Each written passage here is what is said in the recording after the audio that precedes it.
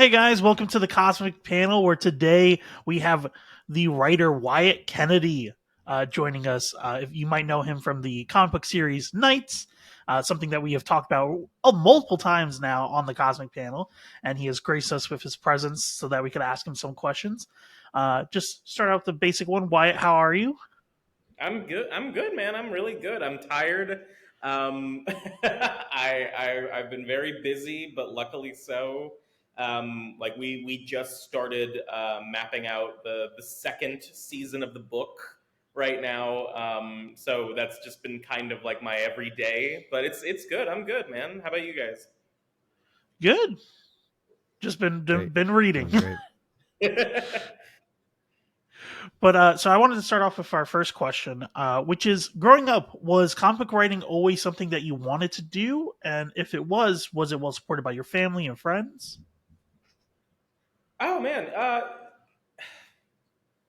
Yes and no is the best way to put it.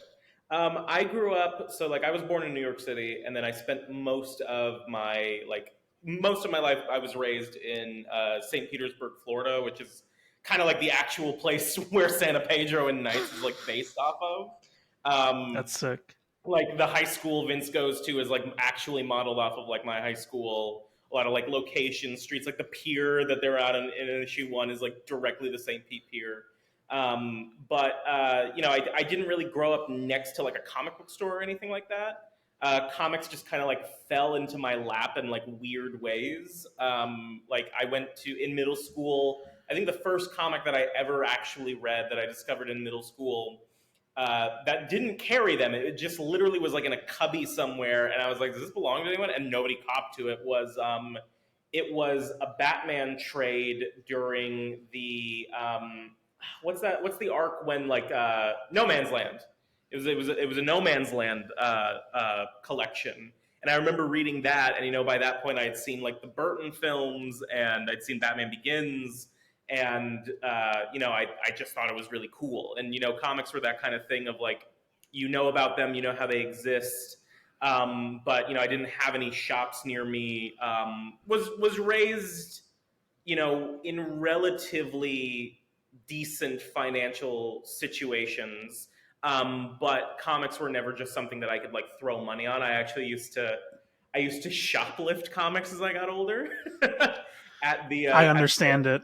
when I was 10 years old at the grocery store near me, they used to carry the Ultimate line of like Spider-Man and X-Men. And my method was I would, if I go in there with my mom, I would like get them and I would read them as we were walking around, and then I would throw them basically at the bottom of the cart, like underneath where like people will put like sodas and stuff like that, or like toilet paper. And I would throw them underneath there, and then my mom would ask me to like put the bags, and I would like cover them with the bags, and then just sneak them out. And I did that for so many issues. And then when I was in high school, then I moved to a different part of Florida where there was a comic shop. And that was kind of like what really kicked it off. And this was like 2007, I think. So like, you're on the cusp of like the first Iron Man movie coming out. And, I was consuming everything. I was reading, Grant Morrison Batman run. I was reading the Matt Fraction Iron Man. And then, I think comic writing was something that I was curious about in like maybe like when I was like a little kid who saw like the Sam Raimi Spider-Man movie. You're essentially just writing like your own fanfic of like, oh, it would be cool to do this. And it's really funny because like one of the dumbest ideas I had when I was like 10 years old was like, oh, it would be really cool to write a book, because I'd known about like Spider-Girl, like I'd known about Mayday Parker, and I was like, oh, I'd really like to write about like Peter's son one day. And like, what if something like like Peter's like retired or something and his son has to take over. And then lo and behold, like fucking 20, J.J. years, Abrams. years later, and the J.J. Abrams one comes out, and I was like, I was fucking onto something. I don't know why I didn't do it. Why would no one listen to this 10-year-old? Well, you just had to write it with your kid, and then Exactly. it would have worked. Yeah, exactly, and get Sarah Pacelli. But I really wanted to make movies for a really long time, like when I was a little kid, and then when I got older and I was in high school and I really started to like writing, I wanted to do screenwriting. And I had told myself like, oh, when I graduate, I'm going to move to California, and I'm going to try and figure out a way to break in. And because in my mind I was like, oh, directing is such a high bar to. It's delusional to try and think that you can do that out of the gate. Screenwriting is obviously much easier. And I ended up not getting to California, but I ended up in Vegas, where I met Brandon Graham at a party, and I had never read any of his comics. I had literally, the text I got was, a comic writer and artist Brandon Graham is here. And I was like, I don't fucking know who that is. And we just immediately hit it off. And he'd been doing stuff with Image. He did Prophet, King City, Multiple Warheads, we really got on, and I gave him some of my sample work just to read, because I was still like, I still want to try and do screenwriting.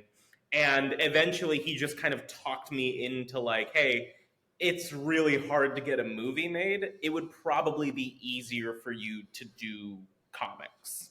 And I had not really been reading comics for like on and off kind of ish, but I had not really been consuming them in those kind of like last few years prior to meeting him. I was a freshman in college during that kind of like Marvel Now height of like Gillen Young Avenger and Fraction Hawkeye and Wicked and Divine and Sex Criminals and when Saga was first coming out and everything, and then it just kind of like fizzled out for me. And then when the prospect of like, oh, I could actually possibly do this, then it just kind of like, okay, well, I got to get back into it, and I got to like learn and study the craft. And Brandon was instrumental in that, and like really teaching me like fundamentals in a very boot camp kind of way, because I relocated to Portland in 2020, and I got like a crazy amount of unemployment money, because I was actually working in concerts prior. I was working on Elton John's farewell tour. I've had a weird life. And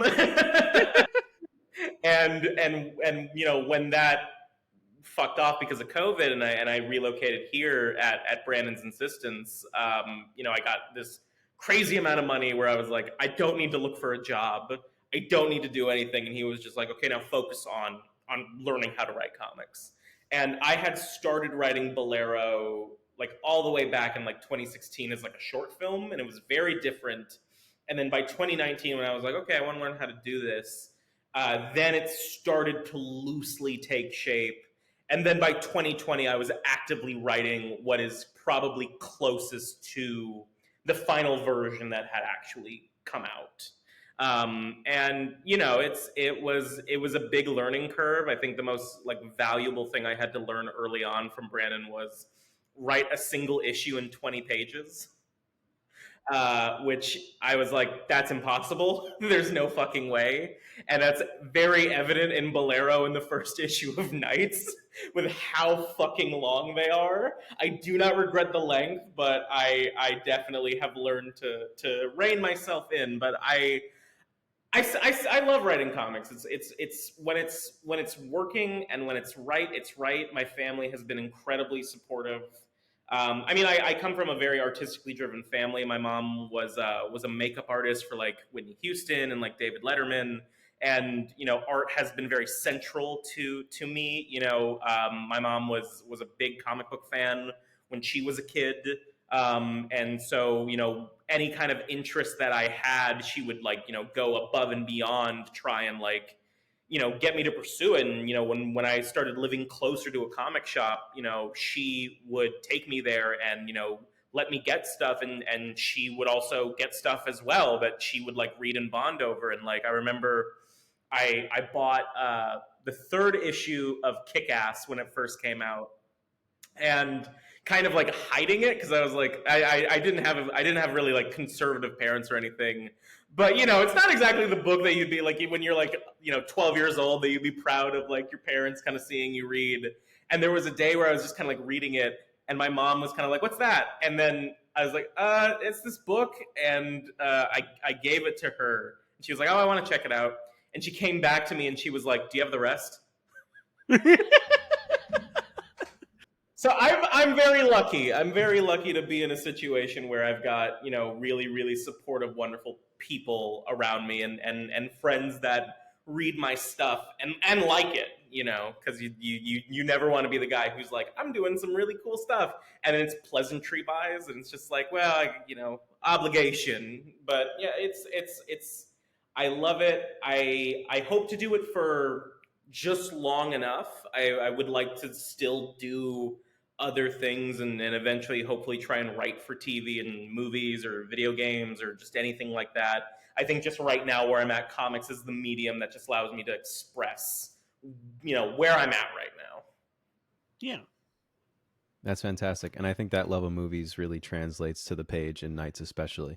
I appreciate that. That was any book of mine that you'll ever read is just a microcosm of what is Wyatt really hyper fixated on right now. Mm-hmm. Sure. I feel that.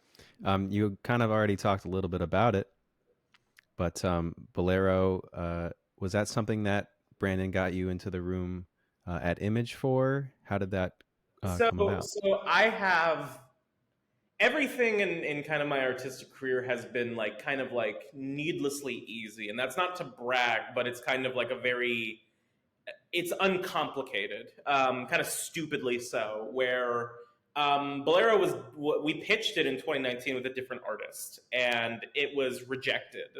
But the wonderful thing is that Eric Stevenson, the publisher at Image, gave really good notes on what he had seen. And one of them being that he was kind of the characters are a little bit meaner than I think you intend for them to be. And it's not really fun to read a bunch of people being very mean to each other. And I was at a very different point in my life too. Obviously I was younger, and the experiences that I had were very indicative of that. And then when I came to Portland, and it became the art hunt again, I was friends with some of the people that worked production at Image, and I was able to pick their brain and kind of learn what the standard of what it is that they are looking for there. And the process, and I took it very, very seriously. I never once thought that I was I can just turn in anything and they're my pals and they'll just kick it upstairs and it'll just be I really made a meal out of writing drafts and then giving them to the editors there and asking for their opinion and checking with them of is this art of a caliber that is publishable for them? Is this something that they would be proud of? Is this something that they would want to back me on, that they would want to market? There's a lot of money involved in addition to just hopefully the good faith of people are going to respond well to it. And, when I got to Portland, it was probably about a week. And then I found Luana and I emailed her and she responded that night and she was like, I'm in. And then over the course of a month, we developed character designs and we started doing the pages and the sample pages. And then we sent it to Eric at the end of January, and I had heard that because of the amount of submissions Image gets on the regular, it could be anywhere between you'll hear tomorrow or you'll hear a month from now. And I was very paranoid, and funny enough, I by a week and a half, and I had also not been doing well personally at the time. And about a week and a half after submitting it, I texted Brandon and I was like, I don't know if this is going to happen. Maybe we should try taking it to a different publisher. And he texted me back and he was like, yeah, we'll figure that out tomorrow. And I went to bed and I woke up and the first email in my inbox at 8 a.m. was the yes. Nice. And then it was just kind of off to the races from there. And, just consistently working on it and at the time, I think what separates the experience then versus now is I didn't have any weight of expectation on me, at least from a public level, and that it just still felt like it was just a fun art project. And Image has been, crazy kind to me, and especially Eric, who, has in many ways shepherded all of my projects and kind of telling me oh, you should be kind of focusing on this, or I don't think this aspect works. And even something like Knights was supposed to be like an 8-issue miniseries, and he was like making an ongoing. And I had my panic attack after being like, yeah, I'll think about that. And then was like, all right, well, you're only going to learn how to do something like that when you finally do it. So everything has been relatively easy. I pitched Knights basically like maybe like a month after Bolero got greenlit, just because something felt right to just be like, hey, I want to do this next. I think the benefit of them feeling good about the book in a lot of ways, and them being like very very supportive, cast that goodwill, because it's kind of that thing of like, if you're good at what you do and you take it very seriously and you're nice to people, I really can't downplay enough. Like if you're really, really nice, genuinely nice to the people that are backing you, it really goes a long way. So it was really dumb and easy how it just came together in a few months. That's great, but you clearly appreciate it, so. Very much so. I would not be where I am if I didn't sing the praises of them any chance I could get.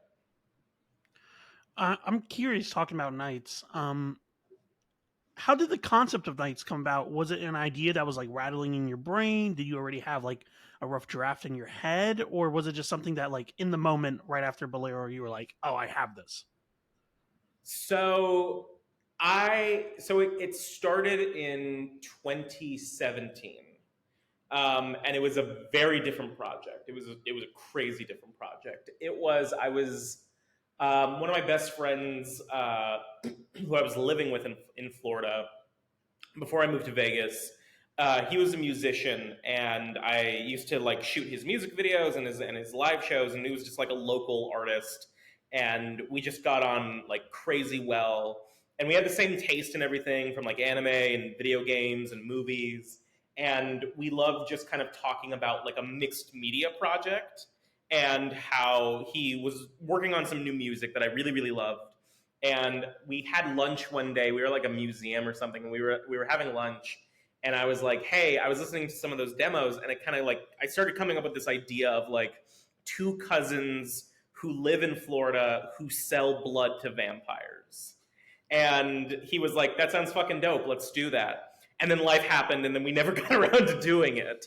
And I had still kind of held on to that idea. And then I think in pop culture, living through stuff like Moonlight and Atlanta, and being very attuned to that, and it just started to kind of evolve. And then I started talking to Luigi while I was working on Bolero, and we hit it off, and he and I were developing a sci-fi book. There's like entire pages done and everything. And we were developing that pitch, and I was like, oh, we could take it to Image, and it would be really, really cool. And just on a whim, I was like, hey, I have this old idea from like 2017. I haven't really thought about it that much since then. I kind of did like a draft of it. Let me kick it your way, and you tell me what you think. And he read it, and he was like, I still want to do this sci-fi book, but I want to do this right now. Like, this is the thing that is like calling to me. This feels so different and unique. Like, let's really pursue this. And I'm really critical on my work, and I'm not really like first draft is good. Like there were, and this is not hyperbolic, and whether this is like wow, all of that work just to get to that, or like, wow, that's impressive. There were about like 34 drafts of Bolero, just issue 1, before it got to that one, and many in the final, in the final stretch leading up to, before it was even greenlit. And so Knights, when I was like developing that first draft, I was kind of like, it was a fun writing exercise, but I think, again, it was a little too mean. It was a little too dark. There were like a lot of different, like, it was like Vince and Ivory were like in their 20s. Like Gray was a very different character. It was modeled after a lot of kind of like dysfunction in my life at a certain point in time. And similarly kind of having that thing of like, by the time I was done with Bolero, and kind of wringing out a lot of personal feelings about stuff that was going on in my life, and how dark that book was for me in a lot of ways, I was like, I don't want to do another dark thing. I don't want to do something that is miserable. I don't want to do something that's antagonistic, and I want to like prove that I can do other things too. And I was also just like fucking happier. I was much happier. I started seeing, the person, the woman that is my wife now, and being in a very healthy and stable relationship definitely influenced the tone of that book. And being drawn to like, I did my heartbreak story, and I was like, well, I want to tell like an actual love story now, even with like the elements of dysfunction, but I want to tell something about like two people who really love each other, or like a group of people that like really really love each other. And Luigi and I had just kind of kept tinkering with it, just like night after night we would just like talk about like, oh, it would be fun to do it like this. And also we were getting to know each other as people and becoming friends, and learning about like our mutual love of like, just shit like Digimon or Toonami or the music that we were listening to. And it's funny with Bolero being my kind of like, hey, escapism can be bad kind of thing. I think the world had also gotten a lot rougher between then and the development, that I was like, a little bit of escapism is not that bad. And wanting to make like an idealized world. And the final breakthrough that we had was, it was 2021. I was walking around Portland at like 3 a.m. listening to music, which in hindsight don't recommend for safety purposes. I probably had a death wish. And I texted Luigi and I was like, hey, we basically, by that point, all the elements that are currently there were basically like there. Like Matt's characterization, Gray's characterization, Ivory's characterization, Vince and Gray's relationship. But I didn't feel right about Vince quite yet, and he was still around Ivory's age at that point. And I was texting Luigi and we were talking, and I went, I think he needs to be younger. And Luigi goes, yeah, how young were you thinking? And I was like, what about like 19? And there's like kind of like he goes like, yeah, I could see that. And there's like a pause in the conversation. And then the next thing is me going, what about 18? And he goes, yeah, definitely. And there was like a lingering pause. And he just goes, just say what we're all thinking. He should be like 16 or 17. And I was like, yeah, okay. And that was like the final piece that like really fell into place, and shifted it from just being like 20-year-olds kind of like struggling and having adventures into this like coming of age story that was immediately fun for both me and Luigi because of being fans of like Fooly Cooley, and like that feeling of being young. And I've always been drawn to like stories about like kids on an adventure, even though ironically I'm not a fan of the Goonies. I didn't grow up with it. I didn't have any emotional connection to it.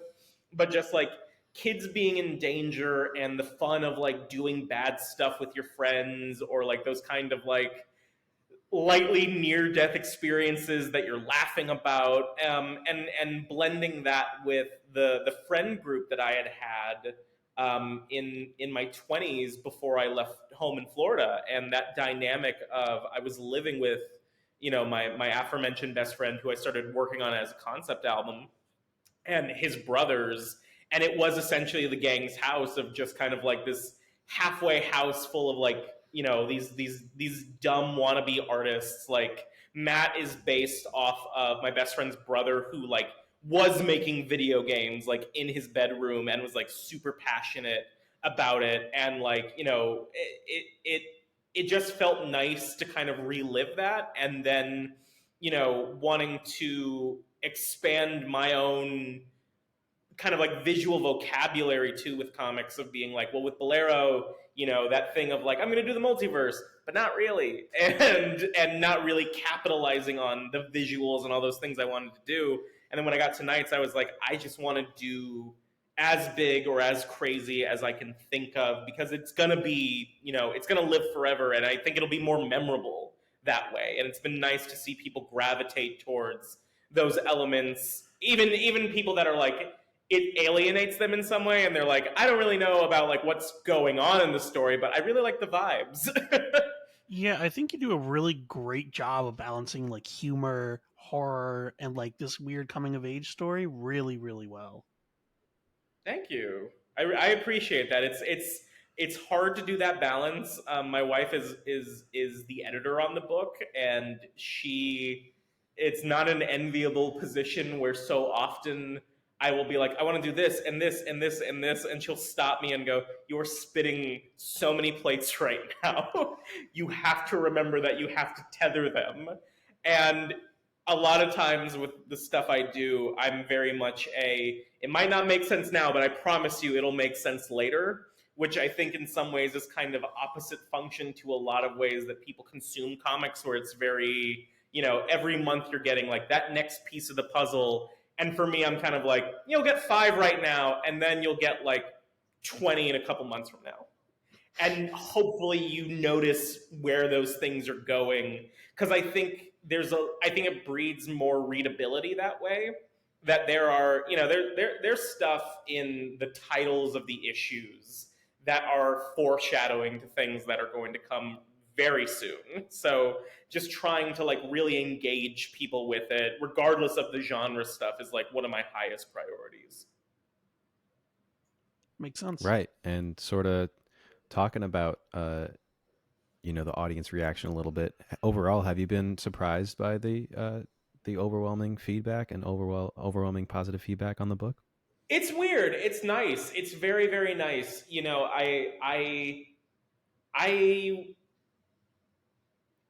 I'll be honest, it's a little bit of a dual-edged sword. Because I think the book isn't, I'll be the first one to be like, the book is not the easiest to pitch to people. And I have a habit of that with my work, because I'd rather have that kind of like niche specificity to it, as opposed to just being something that's just like easily digestible. And having, like, with my friends at least, a lot of the art that we love is very much the kind of like, I could try and explain it to you, but it would be better if you just kind of like went in blind and just got to like experience it. And I think in comics specifically, and right now especially, there's a lot more hesitancy to something that is against the grain.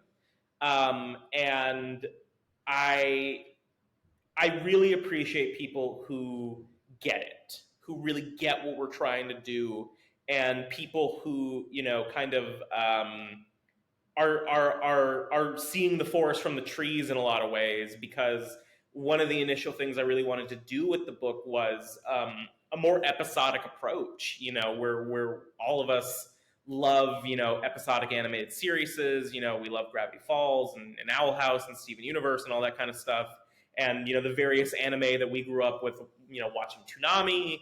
And, comics are very, I did a signing at a store here, and a phrase that I heard a lot was, "I love issue 1. I'm really excited to get the trade when the trade comes out."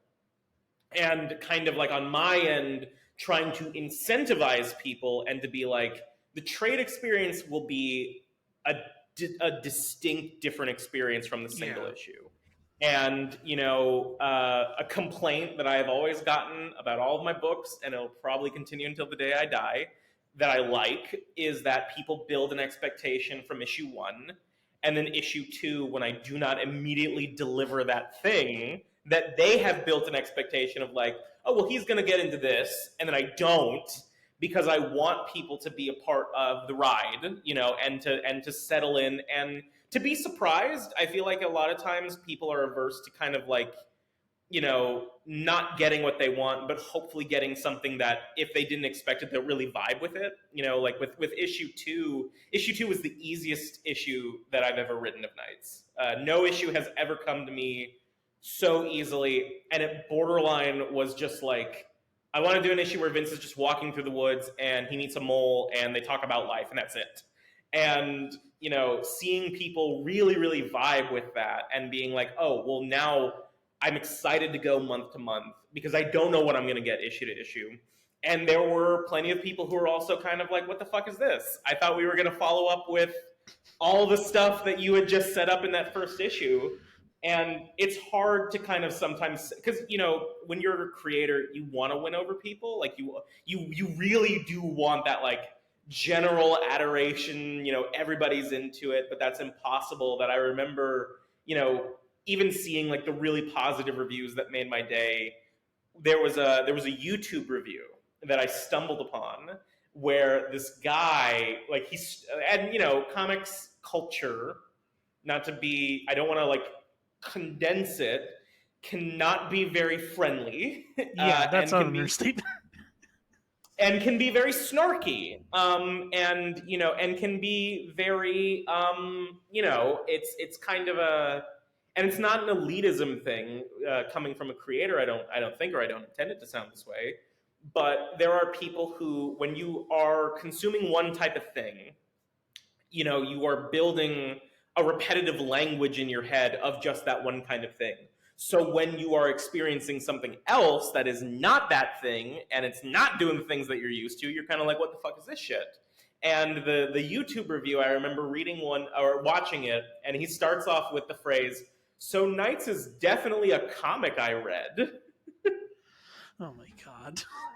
And at one point is lamenting that an issue in the prologue, in the past stuff, when Vince is coming to town, and he meets Matt's friends Kim and Connor, and he goes, and then we don't see them again for the rest of the issue, so it's like, why even introduce those characters? And I'm watching it, and I'm you have those two egos where there's the hurt feelings one of like, oh, I really wish they were into it, and then you have that other one of just kind of like, motherfucker, you meet people every day that you're probably never gonna see again. Or you meet someone who you probably will see again, but it's not gonna be for a while. And also, it's just setting up that like this thing exists beyond, like, not like, I think a lot of people are so used to everything has to move plot. Everything has to be about like, so and so shows up, they inner monologue about what they're gonna do, then they achieve that thing, and then they say the next thing they're gonna do. Or it's that kind of like, I always call it like the first page in, last page out rule on an ongoing, where the first page is like something provocative and shocking to really get you in, and then the next 22 pages are kind of like whatever, and then that last page is another big provocative shocking thing to get you going. And I really wanted to do an inverse of that, where I was like, I want the beginning and the end to have that, hopefully, the hook and the kind of like just ease into it, and then let the middle be all the fun, because I think when we talk about a lot of different comics and a lot of stuff we like, we are highlighting a lot of the big, like first page moments or the last page moments, or when so and so dies at the end of this issue, or et cetera, et cetera. And I wanted to create something that people were always going to be like, well, I don't know what's going to happen this time, but I guess we'll kind of find out. And the people that have gravitated towards it, I'm always going to be deeply appreciative of it. People who don't vibe with it, there are comments that I have personally gotten from people who were like, I bought the first 3 issues and I don't know what's going on, and it feels like it's a mess. And and I'm almost impressed that people reach out to you personally to tell you that stuff. Because it's just kind of like, well, at least I can see it and I can process it. But I try not to think about it, because the people that do love the book, there's comic shops that have written to us and have been like, we try to push the book on so many people who are scared to try something new. I personally love that a younger audience is really gravitating towards it. It makes me really, really happy that high school kids are reading the book and feeling a way about it. Or I saw a comment on one of our Instagram posts that was like, this is the first series that got my brother into comics. And it's like, how can you can read a bunch of really mean shit about your stuff, but like you read something like that and you're like, oh, that fucking makes my entire existence. And also, God, I really hope that at no point do I lose this person with the decisions that I'm gonna make narratively. But it's been very, very nice. And Image is deeply supportive of the book, and is still instrumental in shepherding it. And I hope it's gonna be one of those things that with time, because we're going to do 36 issues of this. We're going to be running for 3 years, and we've got this big story that we're trying to tell. I do hope there's a certain level of undeniability that people are going to be walking into shops, and even if they've never fucking read us before, are going to see like issue 16 and be like, this is still going? What the fuck is this? And at that point just kind of be like, all right, well, what do I have to lose by like checking out the first trade? Yeah, no, that's sick. I mean, I can't wait till we get to that point where people are just being like, man, they're still going. I love getting people into series like that. But I wanted to ask, so when you're creating characters, you seem to have a very natural talent for realistic dialogue. I'm just wondering, how do you develop those voices for like characters like Gray, Vince, and Matt?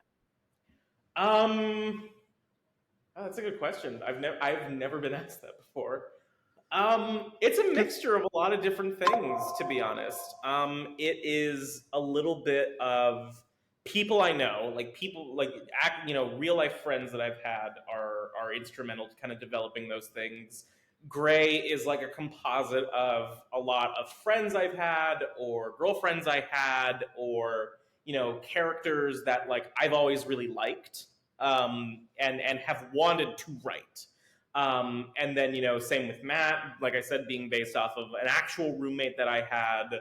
And then, trying to find the real, the real heart in it, which is easier said than done in a lot of ways. Like I said, trying to write something where everyone's like deeply antagonistic with each other doesn't really give character, I feel like having a lot more mundanity, and it's also a big part of the stuff that influences me too.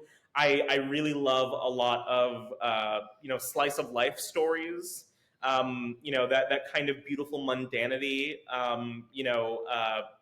It's a cliche to say at this point, but like Ghibli films are massively influential on the series overall, and part of that is really that recreating a realistic experience, whether it is the smell of something or a conversation or the vibe of something, creates a really lived in tangible connection, and trying to prioritize those, because it's like nobody's gonna know what it's like to fight a werewolf, or nobody's gonna know what it's like to deal with like a monster or something like that.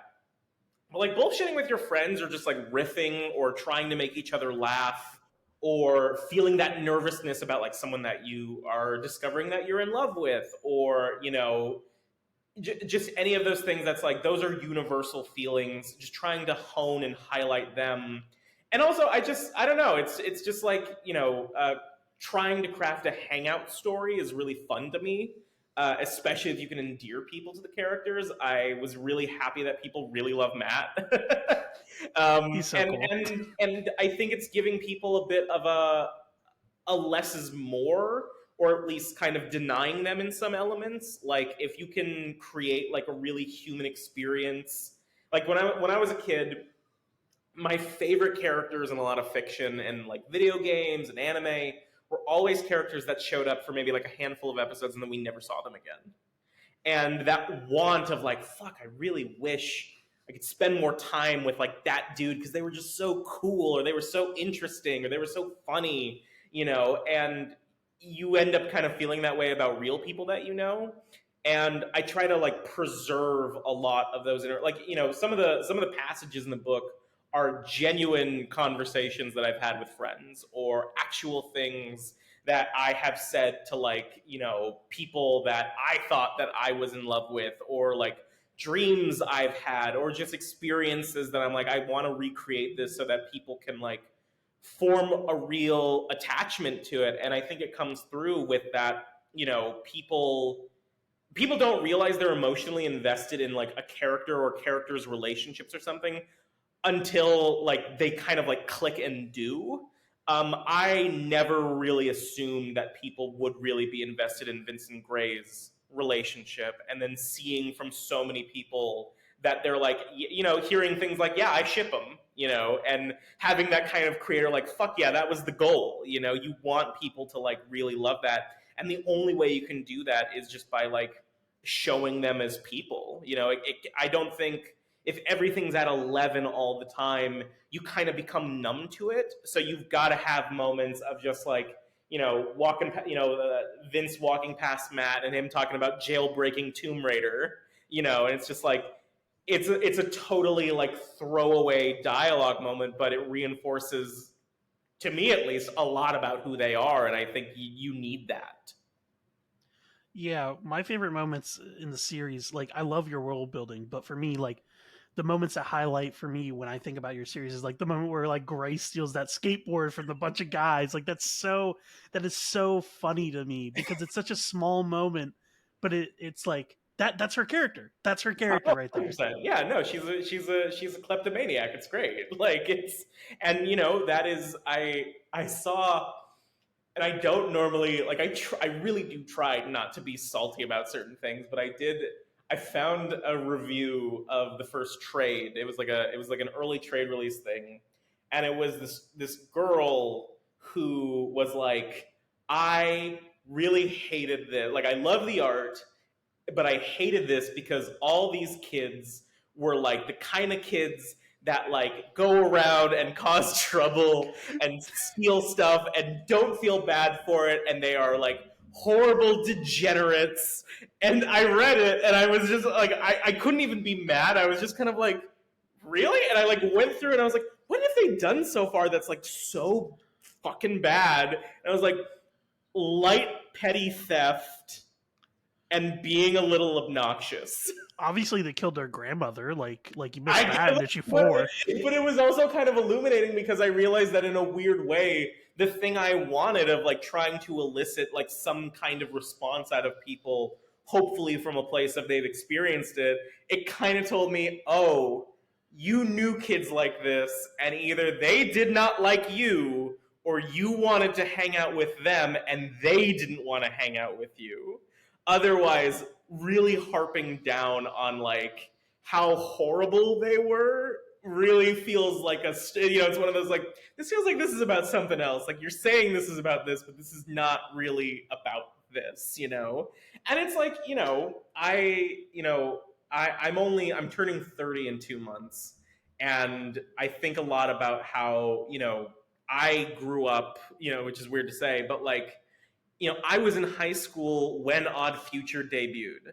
And, seeing Tyler the Creator and Jasper and Frank and all of them, and seeing the oldie video for the first time, and having that kind of feeling of like, holy shit, there are people like me who are annoying like me and artistic like me and want to do shit and want to like have fun and like do it while they can, is like, you don't really see it very often, especially when they're of your exact age, and I wanted to like bottle that feeling as well. And that's why I said I'm really happy that like high school kids are reading the book and dig the book, because it's like, yeah, I want them to see, just like the reality of it, which is just like, you're bullshitting with your friends, you love hanging out with your friends, you love like causing trouble and being obnoxious, because I fucking know that's what I did. That's so cool that you mention Odd Future and stuff like that, because we're all in the same wheelhouse here. The amount of people who only very slowly were like, the book is called Nights and the main character is a black boy with dyed green hair. Are you doing a thing? And I'm like, thank fucking God somebody has finally acknowledged, yes, that was on purpose. That's so funny. I thought it was just a coincidence too. That's so funny. There are no coincidences if you're ever like, this has to be a reference to that thing or whatever, the answer most of the time, it's yes. Right. Well, let's talk a little bit about the love of music then. Are the playlists for the issues songs that you would hear in your head while you were writing? Did they come to you later? What was the process there? Ooh, that's a good question. It's a mixture, honestly. It's I habitually make playlists for all kinds of things, for running errands or working out. I used to do this thing when I was a teenager, at like the advent of like more popularized streaming. So like, 18, 19, early Spotify era, which is that I would kind of like curate songs that felt very personal to me because of the experiences I was having in relation to them. And I would just like kind of like, label them like what it sounded like to be 19, 20, 21, 22, etc. And, curate it based on that. And then it would always be fun years later and go back and listen to them and be like, oh yeah, now I remember why I was really listening to this song, or this song was playing during this experience, or et cetera, et cetera. And music is such like it's such, I think, a really powerful and underrated tool to learn about characterization. Because really, when you're listening to the playlists, you're not just listening to like what I'm into musically, but depending on really what kind of the focus of the issue is, you're hearing that character's mindset. Whether it's like issue 1 is very much what is Vince, or issue 4 being very much what Ivory is. I think like the trope is called like FM characterization, where like how James Gunn does that thing of like, Peacemaker loves hair metal, and that tells you a lot about who he is as a person, more so than just like a character like saying like, here's why I really love hair metal. It's human. You know it, and you connect with it. And even if there's like songs that like you might not like, it's still going to reinforce like, oh well, I know I could probably figure out why they like it, and trying to stay true to that. And I listen to a lot of music when I write. I am always hunting voraciously for like new music, and it's also just really fun to try and expose people to a lot of new music, which is always kind of a gamble, because sometimes the playlists are curated from a place of trying to create an atmosphere. And so there's songs on there that I'm like, I can guarantee you not everyone's really going to fucking love this song, but I think it's indicative of like what the book is, more so than just like, here's a song. Because like, I think just like throwing a bunch of like vague, just like, oh, here's a bunch of stuff that is like vaguely correlated to this story or this book, and then just kind of like throwing it out there, it's not going to be memorable in any way, unless you're like very, very hyper specific. And I think it lets you form a relationship, not just with the characters, but with the book itself, and it goes back to that thing I said of like trying to create an experience that isn't a throwaway. Because, if someone bought the trade and the Spotify code for the entire series is going to be on the trade, I can't guarantee that that person is going to notice it, or even really listen to it, but I have mostly heard that when people get the single issue, they scan it, they listen to it while they're reading it, or they listen to it after they've read it, or, and that's something to look forward to that really personalizes the experience, that I think is like really important to me. That's amazing. And, it just really shows your overall care of the art and everything like that. So I just think that's really fantastic. I appreciate that. It's always deeply validating when someone's like, I noticed that, and that's really cool. I'm the annoying type of person where I have to wait till the lyric. I hear the lyric in the song while I'm on the panel, so I'll just be like listening to your playlist while it's like actually saying the lyrics, and I'll be like, okay, I have to just wait on this panel for like a good like 30 seconds, and then I can move to the next panel. Oh, I appreciate that. That's Eliza's literally seen me do that in the kitchen. Verify. I was stuck on like your first page, I think for issue 7, for like a good like 2 minutes. Oh wow! Just doing that, just waiting for the next lyrics. I was like, okay, so that. Oh man, well I appreciate. I mean, there's gonna, the that element is something that is so important to me, but because it's also like it's a very of its moment aesthetic, like the inspiration for that and incorporating like the lyrics on the page and everything like that came from that it's a very internet thing of, if you've ever seen those kind of like aesthetic pages where it's like a photograph or like a still from a movie, or like you see like a still from like an anime and someone sticks in that yellow font like a song lyric that's just like kind of loosely correlated. And I was like, nobody ever does that with like comics. Nobody ever actually like tries to tie it in there in some way. And I think they can be equally effective because I can imagine there's probably people that might think it's a cop out to just use the emotion of a song to kind of like, create the tone or to give insight into the characters, as opposed to just like writing out like whatever their thoughts are, like a dialogue exchange. But I don't know. It's like fucking music is everywhere. It's deeply important, and we all like create attachments to it. Why deny that for even just like the reading experience? Right. No, 100%. So I wanted to ask, you were touching upon like some of the other media that you consume and how it inspired Knights. I just wanted to get, is there any specific media things that jut out to your mind that were like key components to inspiring Knights?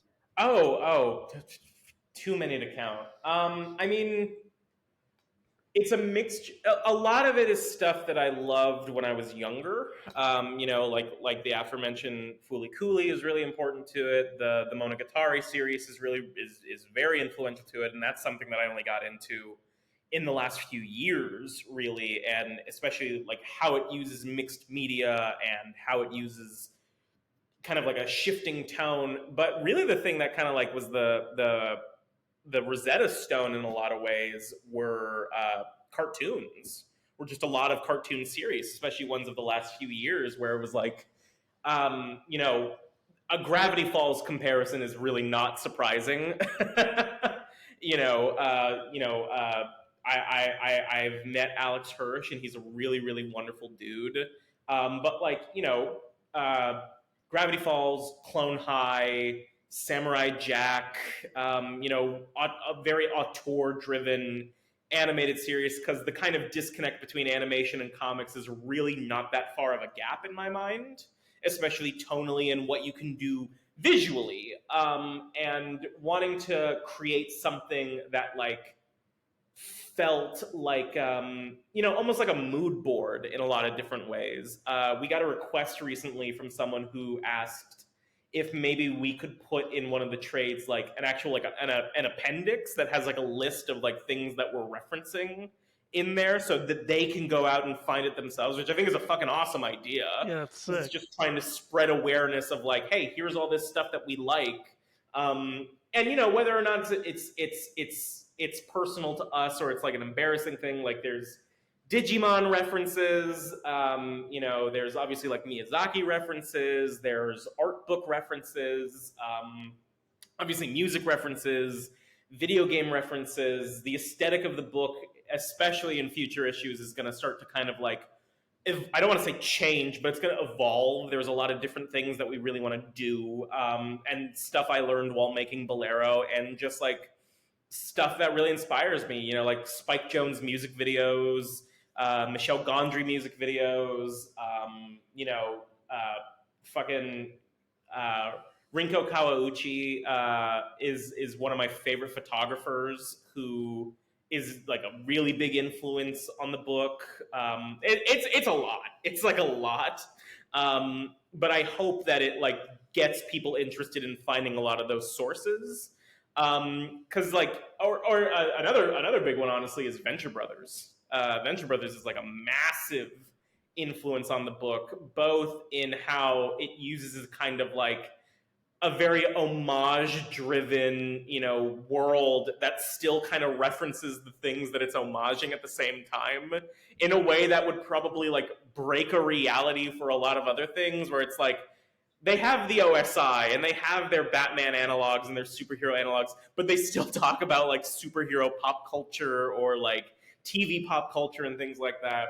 And nobody questions it, but it makes you want to seek out those things like Johnny Quest or the music they talk about. And I really wanted to try and emulate that feeling, because a lot of people have gotten really hung up on like the world of San Pedro in a lot of different ways, and they're like, well, tell me more about like the history of it and tell me more about blah blah blah. And we're gonna learn more, but I think just like, hey, it's just a setting to let you know that like all bets are off. We can do a lot of different stuff that you're not expecting, because it's not Watchmen. We're not getting into the geopolitical whatever of it. It's like, if we want to make a joke, we have issue 8, which will be out in June, which is the Halloween issue, is just just an excuse for us to like throw as many references to things as we want in there, even in ways that you're kind of like, would that really make sense in that world? I don't know. Maybe not if you really want to like pick it apart. Does it make us laugh? Is it like goofy? Is it like eliciting just something that like makes joy out of us and we want like other readers to experience that joy? Yeah, absolutely. We're just going to go for it, you know? Yeah. That's fantastic. So another facet of the Knights world that you've taken upon yourself to create is the shirts. How do you and Luigi decide on the designs for the shirts you sell every month? And do you have a personal favorite? Oh man, fun question on that one. So the shirts, the main thing that we when we're designing those, because despite seeing me right now in like my Mega 64 sweatshirt, I really love fashion. I really do. I'm very obsessed with it in a lot of ways, and especially like fictional fashion. You know, going back to like references on the stuff like Yu Yu Hakusho is a big influence on a lot of the look of Knights, especially when it comes to personalized outfits. I curate what the characters wear issue to issue, so I'm constantly looking at magazines and Pinterest boards and looking at like European fashion, streetwear, Japanese wear, you know, all this other kind of stuff. And it does create a little bit of snobbery in some ways, where when I was like, oh, I want to make like, you know, like merch for this, I don't want it to be lame in a nutshell. Because, you know, even stuff that you love, like, you know, there are tons of bands and anime and video games that have like stuff that you can make like really fucking cool prints with. And there's no worse feeling than being like, oh man, this got merch, and then you look at the merch and you're like, wow, this fucking sucks.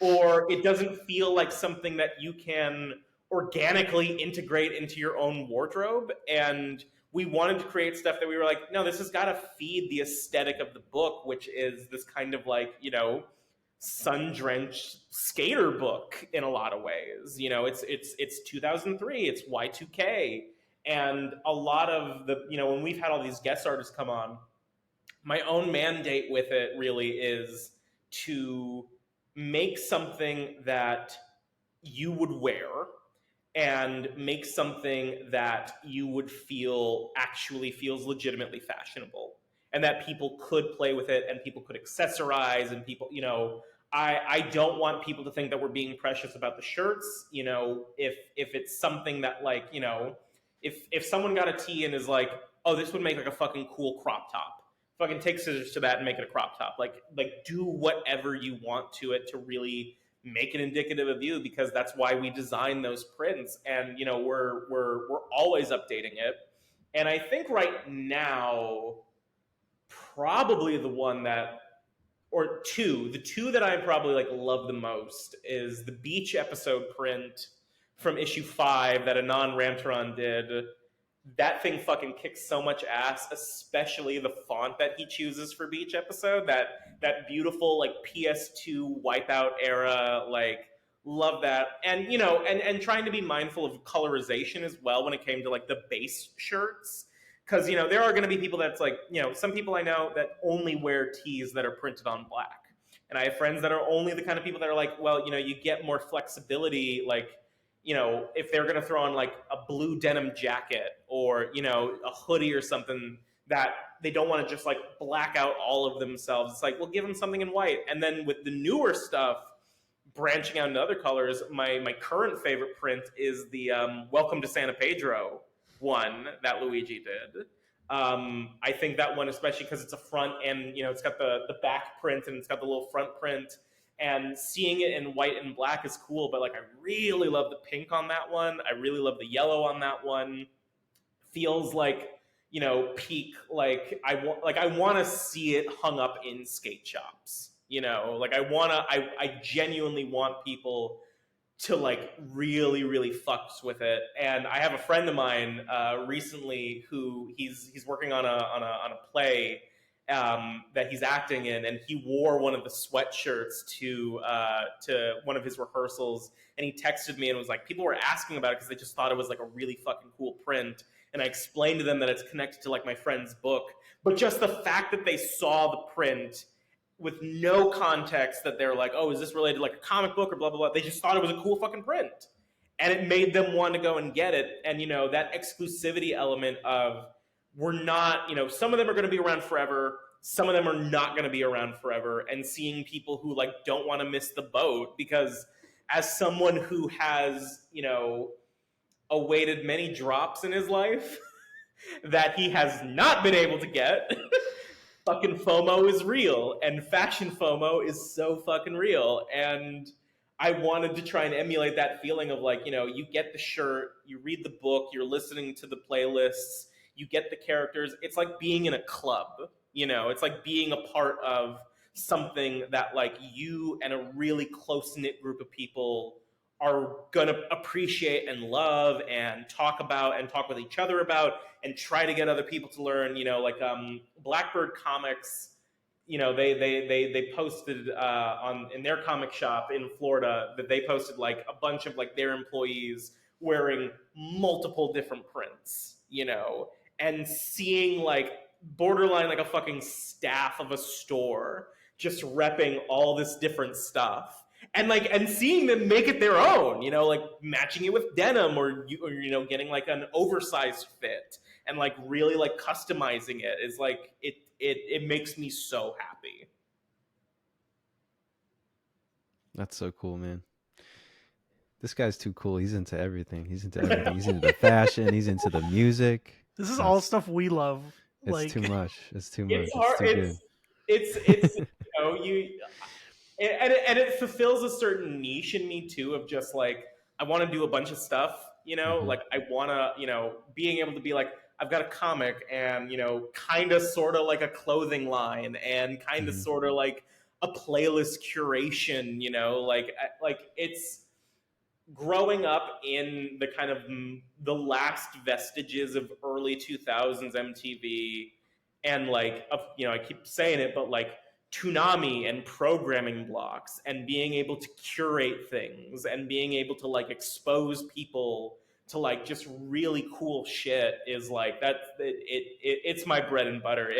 If there were not such staunch copyright laws, if I was on Twitch, it would literally be just me programming like cool music videos and like short films and just all the time, because there's just so much cool shit that I want people to like actually see and learn about and talk about outside of my own stuff, that even just getting the chance to do it with my own stuff and seeing people be like, oh, that's cool, or and sometimes it's like you get someone who's like, shit, I really wanted that thing, I was hoping I could get it and now I can't, I'm really bummed, and them writing like the Knight's Instagram that they really wanted it, and then even though I'm like, it's gonna run out, and when it's out it's never coming back, and then being like, hey, here's a link, it's a private link, go and order it, like if you really want it that bad, like if you really, if this means that much to you, like what kind of person would I be like to be like,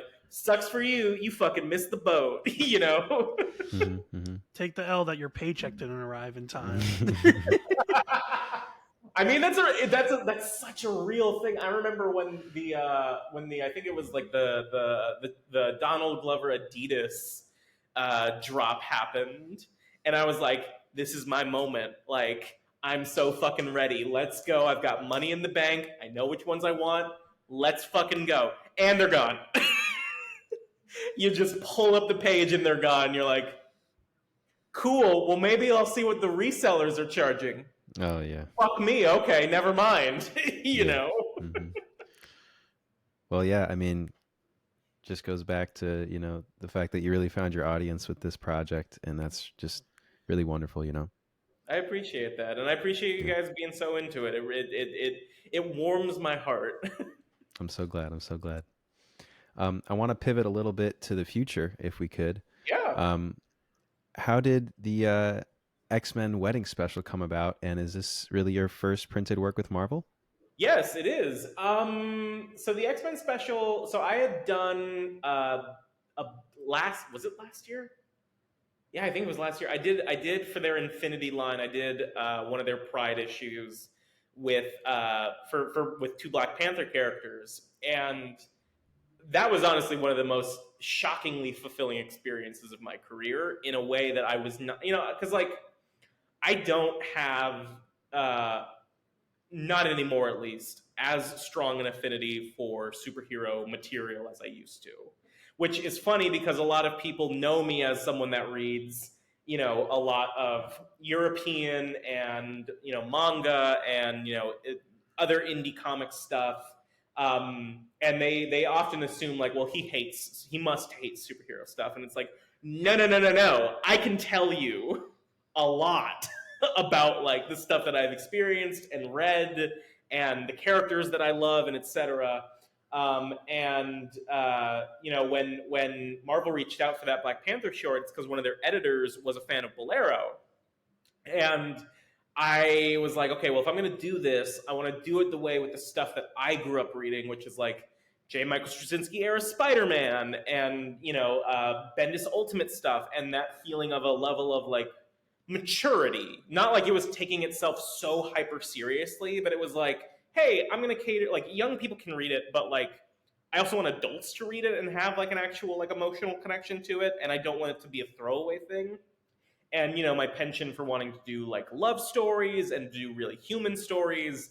And I was floored that they were like, hey, we would like you to do this short with these two Black Panther characters. Here's their backstory, here's some material for you to read, come with a pitch, and then we'll talk and tell me what it is. And I read all that material and I was like, oh man, this is really cool that you have these two relatively regular people that have experienced like the craziest shit.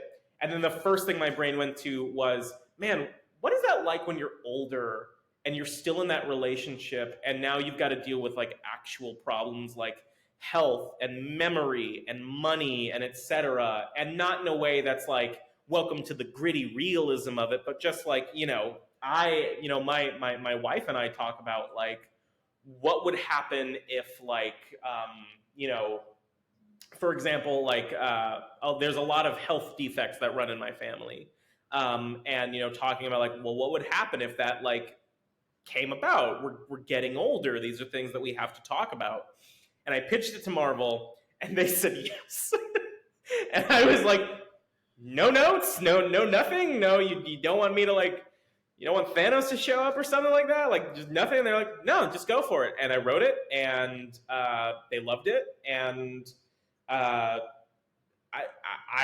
think it was like February of this year that I woke up and I was checking my emails, and Sarah Brunstad, the editor at Marvel, reached out to me and was like, hey, we're putting together this for this Pride issue, we're going to do Mystique and Destiny, and we would love for you to contribute to it. It'd be your first print material, and you can do any character that you want. And I said, Nightcrawler. Nightcrawler is my favorite Marvel character of all time.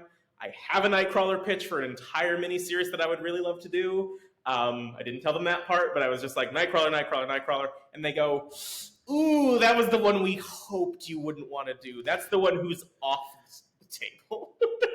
I was going to say, because that's the pivotal now child of Destiny and Mystique. I was like, well, that first I had the uncut gems reaction of, why would you show me something if I can't have it?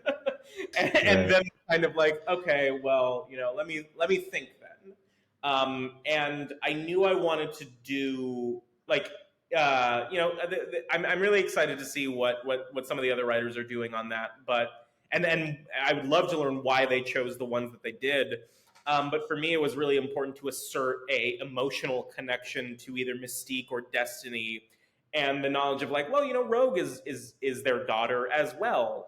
And Marvel, actually, funny enough, they were like, oh, well, if you can't do Nightcrawler, you could do Rogue and Gambit. And they very much pitched them to me as like a unit of like, you can't do one or the other. You kind of got to do them both.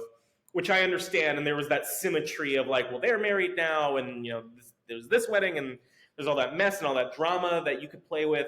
And then the other character that they really were like, we've been hoping someone would, was Deadpool. And I was very much like, not the guy. There are guys that can do it, and guys that can do it really, really well. I'm not one of those guys. I just can't.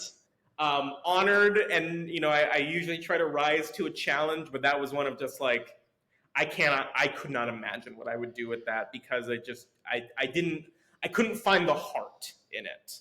And then when I chose Gambit and Rogue, the pitch of it being that like the initial pitch was that I wanted to have Rogue help Destiny or Mystique or both write their vows, because I was like, there is something admittedly deeply absurd about the idea of two essentially like global terrorists, writing their kind of like, and I will not have infidelity, and I will be there for you when you're sick. And now like that's kind of funny. Like inherently that's so kind of funny, but also deeply human, of like, how do you like decide what are those things that are like deeply important?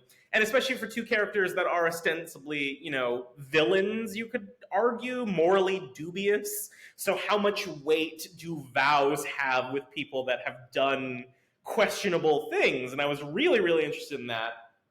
But they only gave me 5 pages, and I was like, okay, well, that's a little too emotionally dense.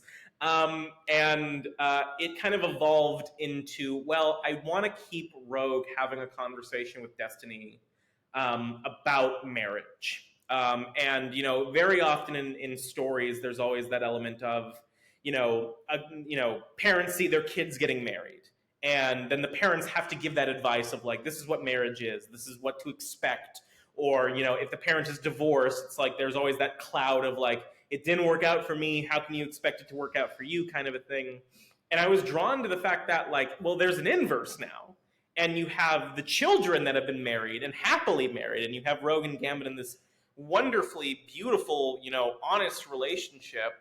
And they're seeing essentially like, for Gambit, it's the in-laws, but for Rogue, it's like, well, I'm seeing my parents finally get together, and I already have the experience of marriage that they don't. What wisdom can I impart on that? And then this time Marvel was like, can you throw a little bit of action in there? And I was like, okay. And the action element came down to like, well, what if Rogue has their rings? And Gambit has like a little side bit where he's got the rings and he gets tied up in something and has to get out of it, but it's going to be juxtaposed an actual honest conversation between a mother and daughter about what marriage is and what to expect, and finding a kind of tragedy that I thought was really poignant in Destiny, and that because of her clairvoyance to see everything that's going to happen, I was kind of like, that must be sad to not be surprised, to not have anything, because I think for every person who is going to get married, they want there to be some element of surprise, whether it's emotionally, the look of it, someone showing up that you didn't expect to show up. And when I was drawn to the idea of like, well, there's this person that can see every possible outcome, how does this day separate from just any other day of their life? And, I sent that to Marvel, and they were like, yeah, we fucking love it. Let's do it. And, it just came out really easy. And I've seen some of the art, and the art is beautiful by Jen St. Ong, and I'm really excited for it. And it's wonderful corporate synergy for me that the first trade of Knights, issue 7 of Knights, and this special all come out on the same day. That's great. Oh, that's so cool. You touched on it a little bit, but I was just curious. As a newer creative within the comic book medium, do you plan on continuing to develop indie projects, and or do you think there's a particular series or character that you really, really would love to work with within the Big Two? Absolutely. So the answer is both. I am developing more original work. Some of it are miniseries. Some are being looked at as ongoings, and some are graphic novels. I will have a graphic novel with humanoids coming out soon. And then, the other stuff is going to be with Image, most likely. There are some conversations being had with some other places that have reached out that I think are very interesting. So we'll see. But as far as it goes with like the big two, my wants have been the same, and I've been on record many times as saying it. I would really love to do Nightcrawler at Marvel, and I would also really love to do Miles Morales at Marvel. There is a take that I've had that I've been like, I'm holding on to that until I get the opportunity to do it. And then at DC, I really want to do Jonah Hex. My which Yeah. that's everyone's reaction to it of like, not the one Well, I would have thought. he hasn't been touched on in so long, man. Give him some love. No, Oh, exactly. man. That's what I'm thinking. My Josh Jonah, Brolin killed him by accident. my Jonah Hex essentially take is I want to do Jonah Hex by way of Samurai Jack. I want to So do good. a very stripped down, minimalist, almost as little dialogue as you could feasibly put in there. Very simple storytelling with just beautiful fucking art. And whether it's like a fun supernatural story or a human story, and just like really play it because he's such a malleable character, because in some ways he's more archetype than character. And even leaning into even leaning more into the Samurai Jack element, I'm just like, I don't know, man. There's something really cool in my head about a guy that has a saber that we very rarely ever use him see in this supernatural Western world that you could just, you could throw him anywhere and you could do really, really interesting things with him. If he ended up in Antarctica, you could do something cool with him the same way that you could do something cool with him in the middle of the desert. So that has been my, like, if DC is ever listening and they're like, what would you get your blank check, what do you want to do? Jonah Hex is my absolute, like, please let me do that. I would love to like make him cool again. The Revenant with Jonah Hex would go crazy. Oh, God, there's there's a graphic novel of Jonah Hex that I started writing a few years ago, just for me. That the best way to describe it is Jonah Hex with a little bit of the Revenant, a little bit of the Hateful Eight, and a little bit of the video game Until Dawn. Ooh, I love that. So we'll see. I've dipped my toe in Marvel. Who knows if DC will ever actually like want to talk to me? But it would be that would be the one. That would be my delusional, like, let me have that, because I know nobody's asking for it. Yeah. But I mean, that's my wheelhouse. I want the obscure character.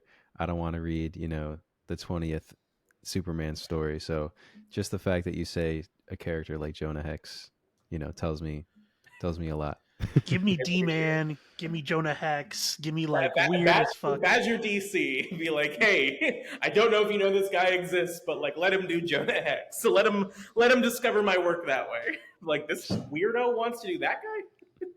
Just gonna spam DC's email. Please, at least it would be a respite from whatever people are spamming them about. They'd be like, oh, what is this a Snyder Cut thing? Jonah Hex? Who the fuck is talking about Jonah Hex?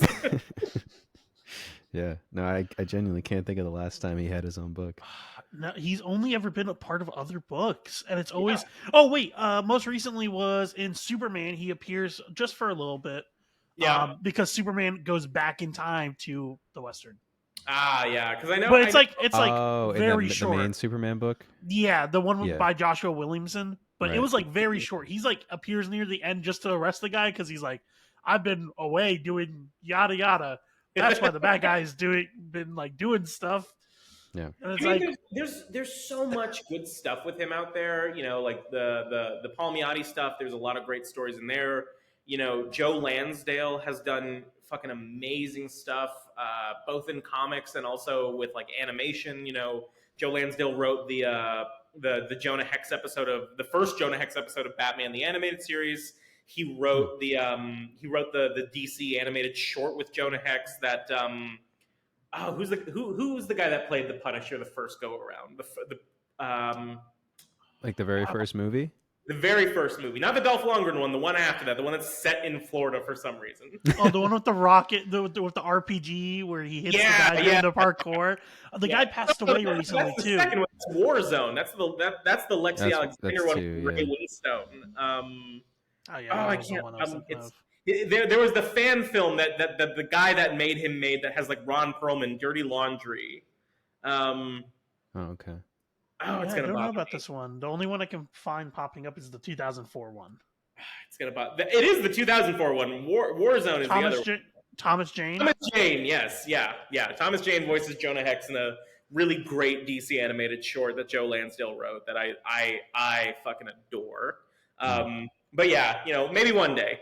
Marvel, I don't know. I mean, I know they're rebooting the X-Men line pretty soon, and so here's hoping that they'll need that they'll be open to like, yeah, what would you want to do with like Nightcrawler, and I can finally get my window. Mm-hmm. Yeah. Well, I know I'm very excited to keep reading your work. Again, thank you so much for joining us. It really means a lot. No, thank you guys so much for having. This was great. Honestly, love your work, and can't wait to see what's gonna happen in the future. Is there anything you want to plug or shout out? Yeah, I mean, Bolero is in stores now. We're about to do the second print on the trade for that. So if anyone's not been able to get it because they bought all the first ones, now you can get it again. Knights Volume 1, the trade is going to be out on May 29th, along with Knights number 7 and the X-Men Wedding Special. Sick. Fantastic. Catch it in stores everywhere, guys. Thank you so much for joining us. We have been the Cosmic Panel. Thank you again to Wyatt, and take care.